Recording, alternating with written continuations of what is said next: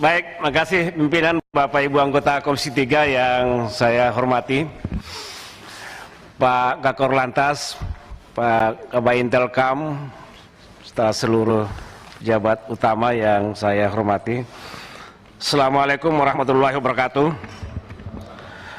Pertama, menghargai dan mengapresiasi paparan yang disampaikan baik Pak Kakor Lantas maupun Kabag Intelkam. Saya kira paparan yang cukup komprehensif, menarik untuk kita kaji secara bersama-sama. Pertama, untuk Kakor Lantas dalam kaitan menyangkut masalah PNBP 2021, 22 dan 2023 ya. 2021 target 9,5 T sekian, realisasi 7,5. Ini kan ada realisasi tidak mencapai target yang disampaikan tadi Pak Kakor Lantas. Target yang ditetapkan di 2021 tentunya melalui satu analisa yang saya kira melalui satu kajian analisa sehingga ada persetujuan dari Menteri Keuangan. Nah, apa yang mendasari sehingga target ini tidak tercapai sesuai di tahun 2021 ya, hanya 7,5, lalu kemudian tahun berikutnya justru ditetapkan di angka 7,6 dan seterusnya. Tahun 2023 ditetapkan PNBP target 8, sekian T. Nah, apakah asumsi penerimaan PNBP baik di tahun 2022 maupun 2023 tentunya dengan analisa yang tentunya ada yang mendasari ya analisa-analisa ini sehingga ada target-target yang dipasang seperti itu. Menurut Pak Kakor Lantas, dapat tidak ya atau bisa melebihi target tidak dengan target di 2022 dan 2023 di angka 7,6 dan 8, sekian T. Itu yang pertama. Yang kedua, saya menghargai tentang beberapa inovasi yang dilakukan di jajaran lalu lintas ya dalam kaitan menyangkut untuk meminimalisir adanya transaksional ya antara pihak pengguna dan pihak aparat di jalanan ya dengan menerapkan atau mengenalkan sistem Electronic Traffic Law Enforcement atau ETLE dengan teknologi WIM tentunya. Nah, apakah di seluruh daerah itu sudah diterapkan hal ini Pak ya Pak Kakor Lantas, dan bagaimana tentang sosialisasi ya dalam kaitan menyangkut masalah teknologi ini di jalan-jalan tol?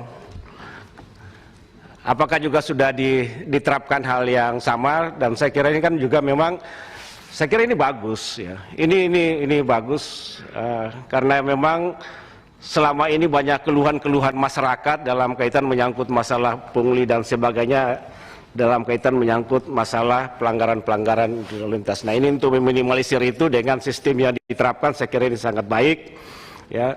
Dan saya kira juga ini adalah terobosan yang dilakukan oleh jajaran pihak kepolisian khususnya di lalu lintas dalam kaitan menyangkut masalah Electronic Traffic Law Enforcement. Nah, itu yang kedua, tentang sosialisasi yang menyeluruh dan sejauh mana efektivitasnya.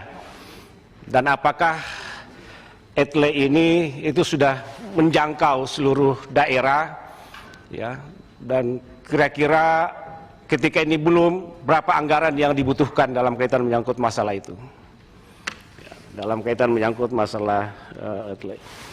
Lalu kemudian berikutnya Pak Kakor, tentunya kita juga sangat prihatin ya dengan angka kecelakaan lalu lintas yang cukup tinggi. Ya. Saya kira beberapa kasus bahkan korban meninggal dunia cukup besar ya. Kalau kita lihat catatan yang ada di tahun 2020 ya, ada sebanyak 100.028 kasus kecelakaan. Lalu kemudian yang meninggal atau korban jiwa ada kurang lebih 25.296 korban jiwa dengan kerugian mencapai 246 miliar. Ini data yang ada di saya ya. Begitu pula ada kenaikan ya. Kenaikan dalam kaitan menyangkut masalah korban kecelakaan lalu lintas ini, Pak. Nah, bagaimana untuk meminimalisir ya, meminimalisir korban-korban kecelakaan lalu lintas ini, apalagi menghadapi sebentar lagi kita akan menghadapi bulan Ramadan, Pak. Tentunya arus mudik akan begitu besar ya, apalagi dengan pandemi yang saat ini sudah mulai melandai. Dan saya kira banyak para pemudik akan menggunakan arus lalu lintas utamanya di jalan tol, dan ini perlu diantisipasi. Nah, yang berikutnya juga ada keluhan di masyarakat, Pak, dalam kaitan menyangkut masalah pengurusan SIM, STNK dan sebagainya yang diharuskan dengan keikutsertaan BPJS. Ya kan begitu. Ini ada aturan baru ini, Pak Yusri.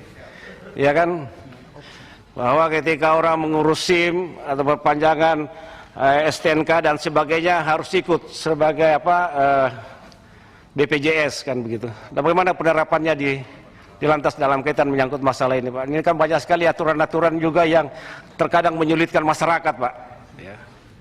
Dalam kaitan menyangkut masalah itu, ini banyak keluhan di masyarakat, gimana katanya ini. Nah, apakah ini diperlakukan secara kaku ataukah fleksibel? Ya, saya belum tahu bagaimana kebijakan yang ada di Korlantas. Itu yang dalam kaitan menyangkut masalah di Korlantas. Pak Kabak Intelkam, saya setuju, Pak, bahwa Intel ini kan adalah mata dan telinga pimpinan, Pak. Ya. Mengawali dan mengakhiri suatu peristiwa tentunya. Kita sangat berharap, Pak, bahwa peranan intelijen ini memang sangat strategis, Pak, ya. Utamanya dalam kaitan menyangkut masalah membongkar kasus-kasus transnasional tentunya ya. Bagaimana tentang masalah penyelundupan narkoba ya, kemarin di Bandung yang disampaikan oleh Pak Kapolres 1,1000 sekian ton ya kan begitu, Pak. Bagaimana tentang kasus-kasus dalam kaitan masalah teroris dan sebagainya, ini menyangkut masalah ideologi dan keselamatan bangsa, Pak. Saya kira peran intelijen kita ini memang sangat strategis dan kita berharap betul-betul dapat menjalankan fungsinya dengan baik dan dapat koordinasi dengan semua institusi yang dalam kaitan menyangkut masalah pengungkapan kasus-kasus yang mendapat perhatian publik, Pak. Apalagi sebentar lagi kan kita akan menghadapi presidensi G20, ya kan begitu. Nah, ini kan banyak melibatkan negara-negara luar. Bagaimana tentang pengamanan yang akan dilakukan oleh pihak intelijen dalam kaitan menyangkut masalah kehadiran para kepala-kepala negara. Karena ini menyangkut masalah negara ya, menyangkut masalah negara. Dan saya kira ancaman-ancaman terhadap ancaman-ancaman ke arah sana ya kita juga tidak bisa abai begitu saja. Tapi kewaspadaan saya kira tetap kita tingkatkan. Itu dalam kaitan menyangkut masalah pengamanan negara. Lalu kemudian juga berikutnya dalam kaitan menyangkut masalah penyelundupan Pak ya, tadi sudah saya sebutkan tadi menyangkut masalah penyelundupan ya dalam kaitan itu. Nah sedapat mungkin saya sih berharap Pak banyak kasus yang sebenarnya bisa terungkap ya secara baik ketika misalnya koordinasi antara jajaran intelijen kita dengan instansi-instansi yang diberikan kewenangan untuk itu dalam mengungkap satu kasus dapat berjalan dengan maksimal Pak Kabintel. Terima kasih. Assalamualaikum warahmatullahi wabarakatuh.